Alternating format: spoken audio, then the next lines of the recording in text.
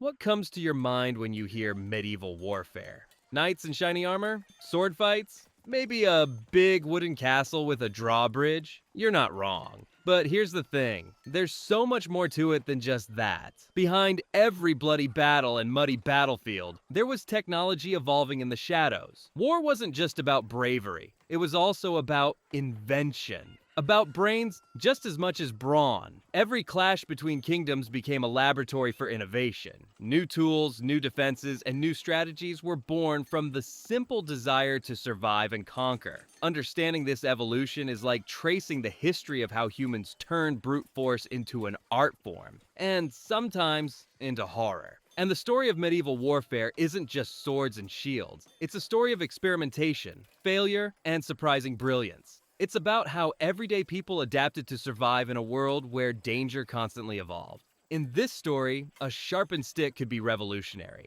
A pile of stones on a hill could stop an army, and a pot of smelly tar might win a war. The medieval battlefield wasn't just a place of violence. It was a forge for change, shaping the very structure of modern military thinking.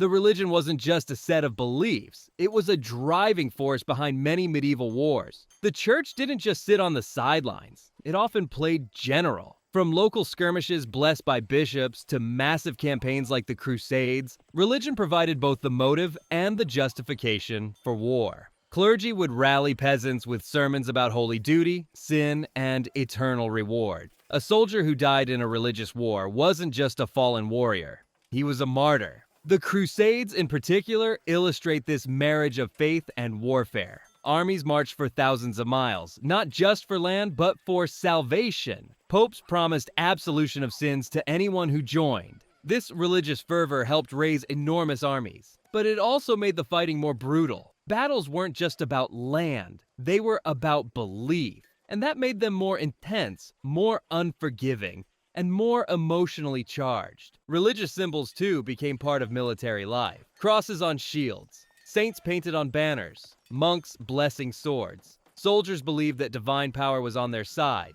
and this belief gave them courage in hopeless battles, or justified unspeakable acts during raids and sieges. Faith could heal. Faith could also burn. In medieval warfare, it did both. While swords clashed on the battlefield, a quieter war was being waged behind closed doors. Diplomacy was a key part of medieval strategy. Alliances were made and broken with the flick of a scroll. Kings sent envoys to spy, negotiate, bribe, and betray. Marriage was often used as a political tool, a daughter given in exchange for peace or protection. Spies, too, were essential. They slipped into enemy camps dressed as merchants or monks. They listened at taverns. They bribed gatekeepers. Some carried poison, others carried forged documents. One spy could be more valuable than 100 knights, and sometimes wars were ended before they began, all thanks to clever diplomacy and quiet espionage. Kings learned that winning a war didn't always mean winning a battle. Sometimes it meant preventing one. Sometimes it meant turning an enemy against himself. And that kind of victory, earned without a drop of blood spilled, was perhaps the most satisfying of all. Before knights became the poster boys of medieval warfare, they were just well-equipped warriors on horseback. But by the 11th century, knights had become a full-blown military class. Their training began in childhood, often starting as a page, then a squire, and finally a knight. This wasn't just about learning to swing a sword. It was about discipline, loyalty, and a code of honor. Think of it as medieval boot camp mixed with nobility training. But the knight wasn't just a warrior. He was a status symbol, a heavily armored tank of muscle and metal riding a living engine of destruction, a warhorse. Knights were expensive to train and maintain, which made them rare and powerful assets on the battlefield. Their armor alone could cost more than a peasant's house. In battles, they were the shock troops, the heavy hitters. Their charges could break lines and crush morale, but they weren't invincible. As warfare evolved, so did the threats to knights. New weapons would challenge their dominance, and eventually, the very idea of a knight would begin to fade, not because they were weak, but because war was changing faster than they could.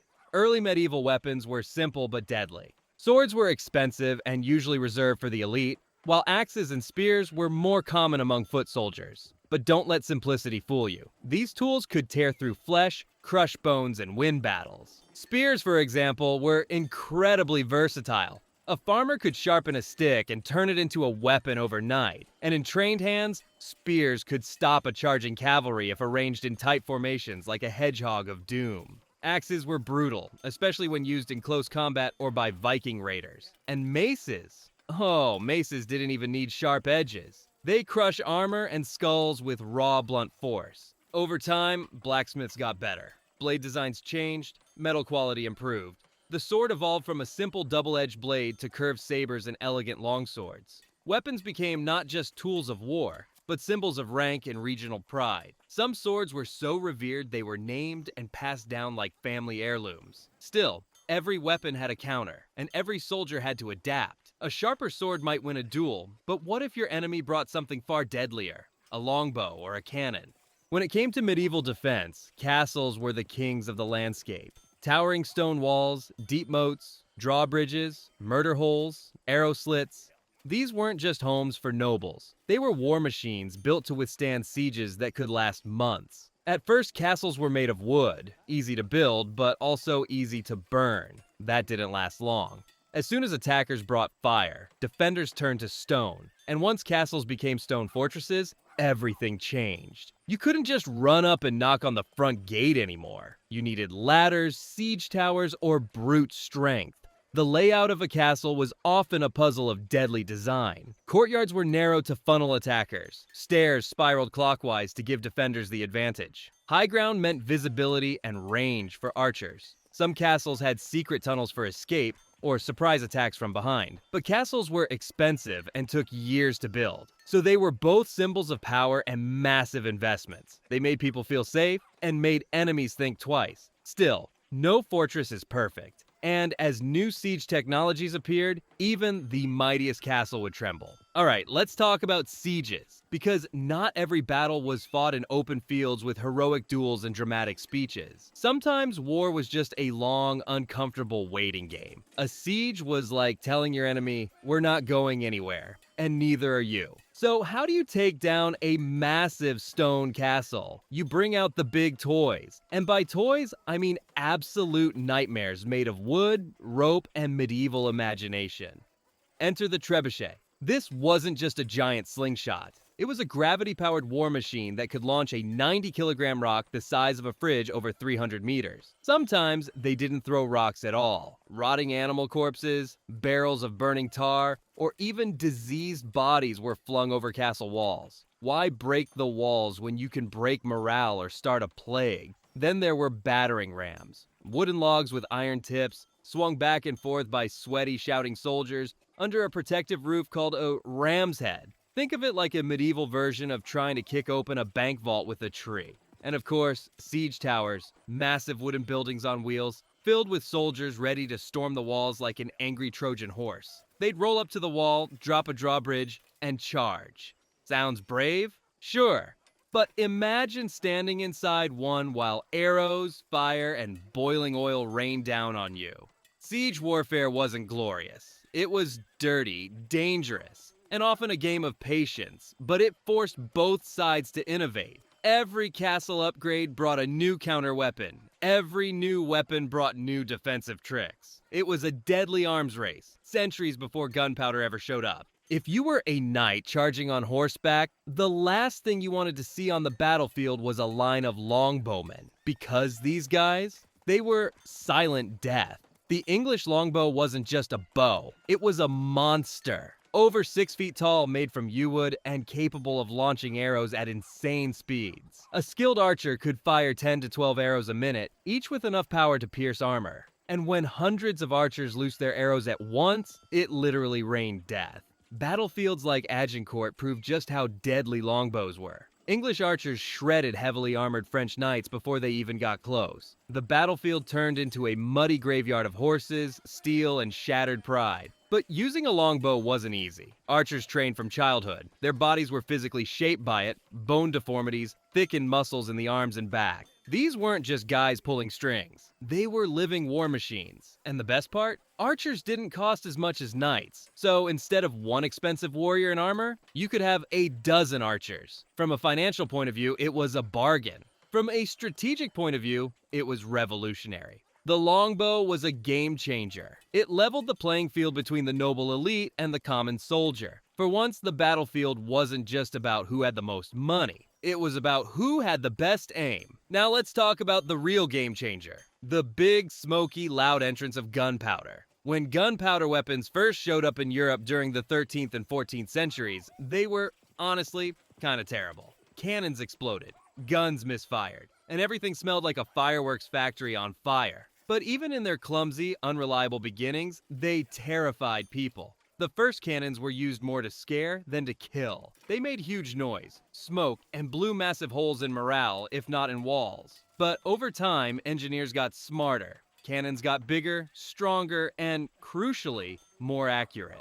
By the 15th century, gunpowder was the death sentence for castles. No matter how thick your walls were, a cannon could eventually bring them down. It made the old ways of defending territory obsolete. And it made kings think differently about war. Then came hand cannons and early firearms. Slow to reload, wildly inaccurate, but deadly up close and terrifying in large numbers. Suddenly, a peasant with a hand cannon could kill a knight from a distance. That flipped the social pyramid upside down. Gunpowder didn't just change how battles were fought. It changed who fought them, who survived them, and who held power. And once it arrived, there was no going back. The age of chivalry was officially on life support. Armor in the early medieval period was pretty simple, mostly chainmail. That's thousands of tiny metal rings linked together like a shiny metallic sweater. It was flexible, decent against cuts, and made you look like a serious threat on the battlefield. But it wasn't perfect. Arrows could pierce it.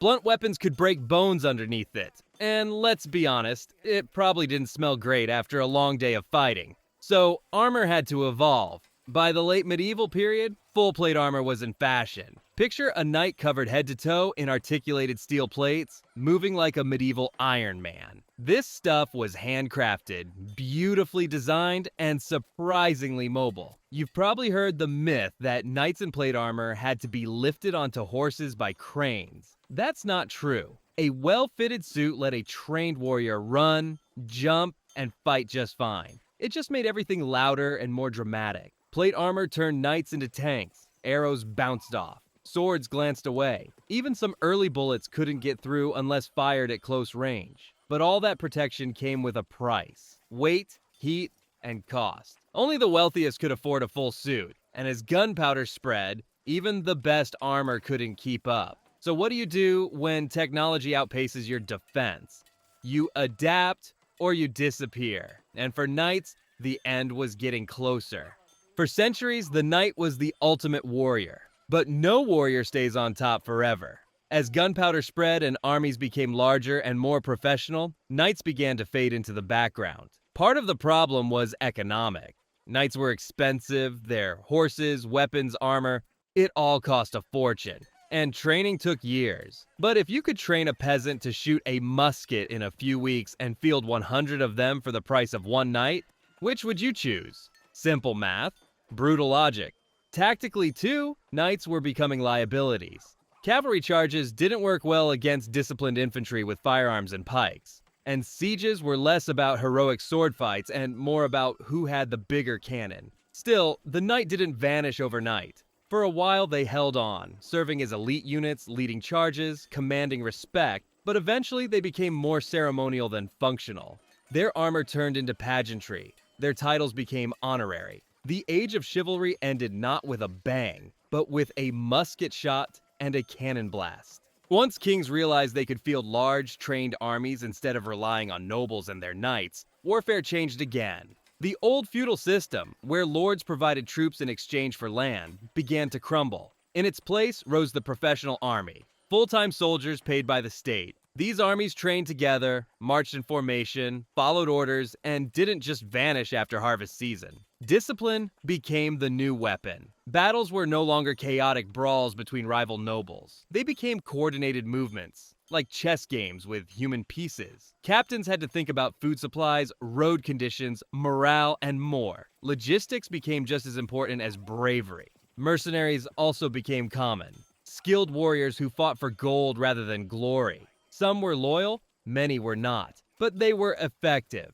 And when your kingdom was under siege, you hired whoever could swing a sword or fire a cannon, no questions asked. This new era marked the end of medieval warfare and the beginning of modern conflict. But the lessons of the past, they stuck around. They shaped everything that came after. Medieval warfare wasn't just brutal during the fight, it was often even worse afterward. Imagine getting stabbed by a spear, crawling behind your army's line, and your medic pulls out a bottle of wine and a rusty knife. That was medicine back then. Doctors, if you could call them that, often learned through apprenticeships, guesswork, or reading ancient Greek texts. There were no sterile tools, no anesthesia, and definitely no understanding of germs. If you got wounded in battle, the best case scenario was someone cleaned your wound with vinegar or cauterized it with a hot iron. The worst case? They bled you out on purpose because they believed it balanced your humors. Yes, you could literally die from too much blood. And then there were amputations. Soldiers with shattered limbs often had them chopped off with saws, no painkillers.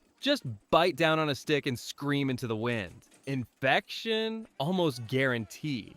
Survival? A coin flip at best. Surgeons in war camps were often barbers. Yes, the guy who cut your hair also cut off your leg. That's where the barber surgeon profession came from. Their red and white pole, a throwback to bloody bandages. But it wasn't all doom and gloom. Some battlefield hospitals did exist. Monasteries helped wounded soldiers. Herbal remedies like honey, which has natural antibacterial properties, were used with surprising success. And over time, trial and error led to real progress, even if it was slow and painful. One thing's for sure. Getting hurt in medieval war was a dangerous gamble. The real miracle wasn't surviving the battle, it was surviving the medicine. Here's something you don't see in the epic battle scenes. Hungry soldiers complaining about spoiled bread. But in real medieval wars, food logistics could make or break entire campaigns. Feeding thousands of men and horses wasn't easy. Armies had to carry supplies, raid local villages, or rely on slow-moving supply trains. If the food ran out, soldiers starved, morale dropped, and desertion skyrocketed. What did they eat? Bread, cheese, salted meat, dried peas. Anything that could last long without rotting. Fresh food was a luxury. Water was often unsafe, so beer or watered-down wine was safer and more common. Foraging became standard. Armies would scour the land for whatever they could take. Grain, animals, even fruit from orchards. This made them unpopular with local peasants, who sometimes suffered more from their own army than from the enemy. Then there were the camp followers. Cooks, blacksmiths, washerwomen, essential workers who kept things running behind the scenes. An army without these people? Totally screwed. Some generals mastered logistics, others ignored it and paid the price. Starving armies lost battles before the swords were even drawn. It turns out, war isn't just won by who fights harder. Sometimes it's won by who ate breakfast. For many people in the medieval world, war wasn't a one-time event. It was a constant reality. You could grow up hearing stories of war, serve as a soldier, and die in a battle you didn't even understand the cause of. Kings waged wars for land, glory, or power. But for the common soldier, it was often about survival. Some joined for money, some were forced, others just followed their lord's orders. Loyalty, after all, was life. War shaped every part of society. Taxes paid for armies. Castles were built for defense. Roads were maintained to move troops. Even festivals and songs celebrated victories or mourned the dead. Children played with wooden swords. Women fortified towns while the men fought. Monks wrote chronicles of battles, blending history with legend. War wasn't just on the battlefield. It was in homes, songs, prayers, and dreams. And because it was so common, people adapted. They found ways to cope, to survive, to make sense of it all. That's the human story behind the blood and steel. A story not of violence, but resilience. Strangely enough, in the age of drones and satellites, we're closer to our medieval past than we think. We still fear siege tactics, only now they're cyber attacks instead of ladders and rams. We still protect our castles. Now they're data centers and missile silos. We still fight over land, pride, and power. The only difference is the scale. Even the knight, long thought extinct, has a spiritual successor in today's elite soldiers. Specially trained, highly armored, and bound by codes of honor and duty. They might wear Kevlar instead of chainmail, but the core idea is the same. Trained warriors fighting for something larger than themselves. And when we look at how modern war is covered, stories of courage, strategy, suffering, and sacrifice, we're telling the same stories that bards once sang by the fireside after the battles of old. Medieval warfare might feel distant, but in truth, it's always just beneath the surface.